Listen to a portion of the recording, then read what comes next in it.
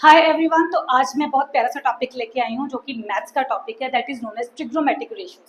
अब मुझे medical students के लिए स्पेशल थोड़ी सी वर्क हार्ड करनी पड़ती है so that they can understand the mathematical concepts used in physics, क्योंकि फिजिक्स के बहुत सारे आर्टिकल्स हैं जिसमें हम मैथमेटिकल कंसेप्ट्स यूज़ करते हैं, जिसमें एक ट्रिग्नोमेट्रिक रेशियोज भी आता है।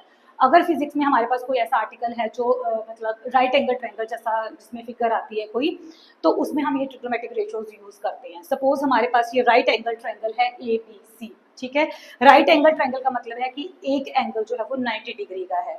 तो उसमें सबसे पहली पहचान जहां बच्चे कंफ्यूज होते हैं कि कौन सी साइड हम परपेंडिकुलर देखें, मोस्ट ऑफ द स्टूडेंट्स यही प्रॉब्लम क्रिएट करते हैं कि हमें तो यही समझ में नहीं आता कौन सा परपेंडिकुलर है, कौन सा बेस है, कौन सा हाइपोटेन्यूज है।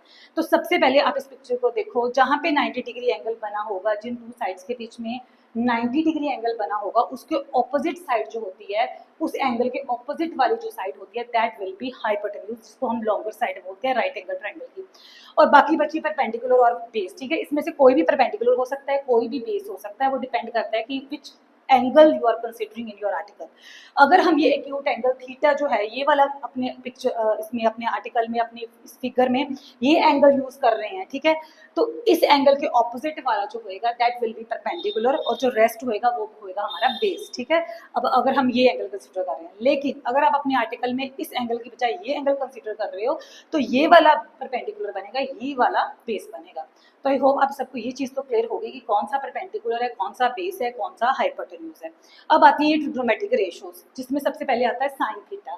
साइन थीटा की वैल्यू हम कैसे फाइंड आउट करते हैं? Perpendicular over hypotenuse. Perpendicular over hypotenuse, that will be the value of sine theta.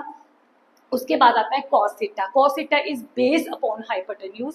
उसके बाद आता है टेंजेंट थीटा। टेंजेंट थीटा में ये हाइपोटेन्यूज यूज नहीं होता। Tangent theta is perpendicular over base, ठीक है। ये आपको याद रखनी पड़ेगी एज इट इज।